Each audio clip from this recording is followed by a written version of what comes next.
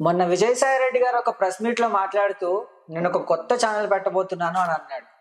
మరి ఏంటి ఆయన కొత్త ఛానల్ నిజంగానే పెడుతున్నారా, లేకపోతే పార్టీనే కొత్తది పెడుతున్నారా అనే విషయాల గురించి మనతో ఈరోజు చర్చించేందుకు ప్రముఖ సినీ క్రిటిక్ దాసరి విజ్ఞాన్ గారు మనతో ఉన్నారు. ఆయన అడిగి మరిన్ని విషయాలు తెలుసుకుందాం. నమస్తే విజ్ఞాన్ గారు. నమస్తే. ఏంటి విజయసాయి రెడ్డి గారు నిజంగానే కొత్త ఛానల్ పెడుతున్నారా? విజయసాయి రెడ్డి గారు కొత్త ఛానల్ పెడుతున్నారా అంటే ఆయనంతట ఆయనే చెప్పాడు, నేనే ఓ ఛానల్ పెట్టుకుంటా అని. మొన్న శాంతి వ్యవహారం ఈ రంకు భాగవతం బయటకు వచ్చేసరికి చాలామంది కూడా విజయసాయి రెడ్డి అలా విజయసాయి రెడ్డి ఇలా అని ఇష్టం ఉన్నట్టు రాశారు. ఇష్టం ఉన్నట్టు అంటే వాళ్ళకి తెలిసిన న్యూస్ రాశారు, సోర్స్ కూడా ఉంది కాబట్టి రాశారు. ఏ న్యూస్కైనా ఒక సోర్స్ ఉంటుంది, పలానోటి చెబితే వీళ్ళు చెబుతారు, వాళ్ళంతటి వాళ్ళు ఎవరు క్రియేట్ చేయరు బేసిక్గా. సో ఆ సోర్స్ తగ్గట్టు విజయసాయి రెడ్డి ఇలా అలా అని చెప్పి వాళ్ళు మాట్లాడుకోవడం జరిగింది. ఇప్పుడు అసలు విషయానికి వస్తే ఈ మన విజయసాయి రెడ్డి ఆ రోజు విలేకరులందరూ ఇలా అన్నారు కదా అని చెప్పి హట్ అయ్యాడు, కరిచేశాడు విలేకరుల మీద, రక్కేశాడు. సో ఈయన స్ట్రాటజీ ఏంటి చెప్పనా, నేనే త్వరలో కొత్త ఛానల్ పెట్టబోతున్నాను అని చెప్పాడు. చెప్పి దాని ఉద్దేశం ఏంటంటే ఇప్పుడు ఎవడెవడైతే గట్టిగా మాట్లాడాడో వాళ్ళతో ఒక ఒప్పందం. ఇప్పుడు వాళ్ళ దగ్గరికి వెళ్ళి నువ్వు నాతో అలా మాట్లాడావు కదా, అలా మాట్లాడకు అంటే వాళ్ళు ఒప్పుకోరు. విజయసాయి రెడ్డి నన్ను మళ్ళీ ఇలా అడిగాడని చెప్తారు. సో ఇప్పుడేంటి, నేను ఛానల్ పెడుతున్నాను అన్నాడు కదా, ఎవరైతే ఇప్పుడు నేనున్న విజయసాయి రెడ్డికి ఆపోజిట్గా మాట్లాడా, నాకు ఫోన్ వస్తుంది అనమాట. ఏమండి మీరు చాలా బాగా మాట్లాడుతున్నారు, మా ఛానల్లో పనిచేయండి, మీకు అక్కడ ఎంత ఇస్తున్నారు? నాకు ఇంత ఇస్తున్నారు. మేము అంత ఇస్తామండి, వచ్చేయండి. వీళ్ళు ఏం చేస్తారు, ఇక్కడ ఇంతే కదా, అక్కడ ఎక్కువ వస్తుంది. ప్రతి ఒక్కడు ప్రమోషన్ కోరుకుంటాడుగా, అంతే కామనే కదా. ఛానల్ మారితే బోల్డ్ డబ్బులు వస్తాయి, అక్కడికి వెళ్దామని చెప్పి వీళ్ళు వెళ్ళిపోతారు. అలా ఈయన గురించి ఎవరెవరైతే నెగిటివ్ మాట్లాడుతున్నారో వాళ్ళందరినీ ఎక్కువ డబ్బు ఇచ్చి వాళ్ళ ఛానల్ పిలుచుకొని వాళ్ళతో పాజిటివ్ మాట్లాడించుకోవడం ఒక స్ట్రాటజీ. అసలు నువ్వు ఛానల్ పెడతావా లేదా అనేది ఇంకోటి. నువ్వు పెట్టవు ఛానల్, పెడుతున్నాను అని చెప్పి నిన్ను అడుగుతా. ఇప్పుడు నువ్వు నా గురించి నెగిటివ్ మాట్లాడుతున్నావు పలానా టీవీలో, నిన్న ఒకడు వచ్చేసి నీకు ఎంత ఇస్తున్నారు అక్కడ అని అడుగుతావు. 50,000 ఇస్తున్నారండి అంటావు. మేము 70-75 అనుకున్నాం, మీరు వచ్చేయండి అంటే ఓకే ఓకే ఓకే ఇక్కడ చెప్పేస్తాను, నేను ఫస్ట్కి మానేస్తున్నానండి, నాకు వేరే ఆఫర్ వచ్చిందని చెప్పేస్తావు.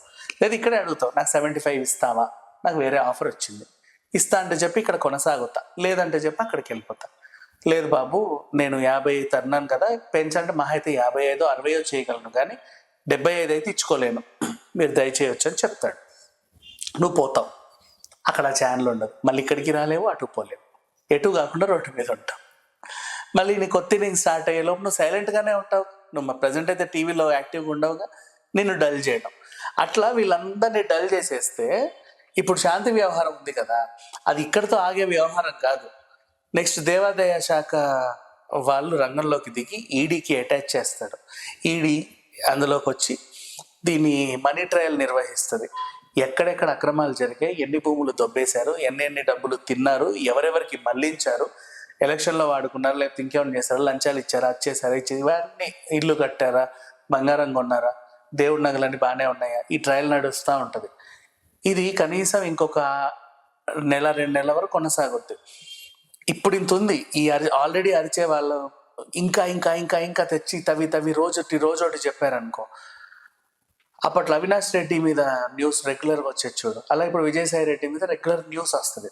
సో ఇప్పుడు అరిచే వాళ్ళందరినీ గొంతు నొక్కాలి అంటే వాళ్ళు కొన్నాళ్ళు ఏ ఛానల్లో కనబడొద్దు. ఏ ఛానల్లో కనబడొద్దు అంటే వాళ్ళకి ఎక్కువ ఆఫర్లు రావాలంటే మనం ఓ ఛానల్ పెట్టాలి. అలా ఏదో ఒకటి విజయసాయి రెడ్డి కదా విఎస్ టీవీ అనోటి పెడతారు, లేదా సాక్షి టీవీ లాగా మనస్సాక్షి టీవీ అనోటి పెట్టుకుంటాడు. ఏదో ఒకటి ఓ బిల్డింగ్లు, వాళ్ళకి లెక్కలేనన్ని బిల్డింగ్లు ఉన్నాయి, ఓ బోర్డు ఒకటి తగిలిచ్చారనుకోండి, వాళ్ళ ఆఫీస్ని ఇదే మా ఛానల్ అండి, ఇక్కడ సిస్టమ్స్ వస్తాయి, ఇక్కడ స్టూడియో వస్తుంది, ఇక్కడ అది వస్తుంది, ఇక్కడ ఇది వస్తుంది అని చెప్పేస్తారు. వీడు నిజమేనేమో, అక్కడ మానేసి వచ్చేద్దాం, ఇంకేంటి మీరు షిఫ్ట్ అయిపోండి ఇక్కడికి, మీరు అక్కడ మానేయండి, ఓకే మానేస్తా, ఛానల్ లేదు ఏం లేదు, రోడ్డు మీద చావు. ఇది ఓవరాల్గా జరిగింది.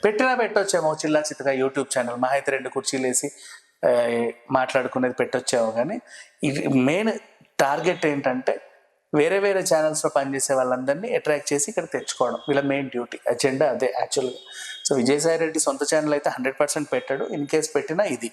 సరే ఇప్పుడు నిజంగానే విజయసాయి రెడ్డి ఛానల్ పెడుతున్నాడు అనుకుందాం, ఆయనకి ఇప్పుడు అవసరం కూడా రాజకీయంగా, ఎందుకంటే జగన్కా ఇప్పుడు అడ్రస్ లేకుండా పోయాడు. సాక్షి టీవీ ఎంత మోసినా సరే అలాగే ఉంది.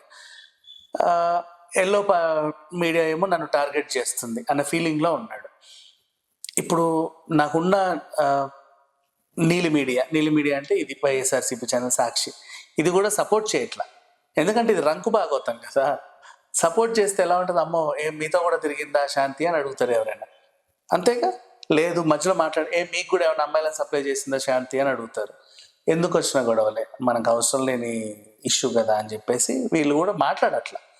ఏదన్నా అక్రమాలు అవకతవకలు జరిగాయంటే నోరిప్పుతారు, లేదండి ఏం జరగలేదు, అసలు మీరే ఎలా చేశారు.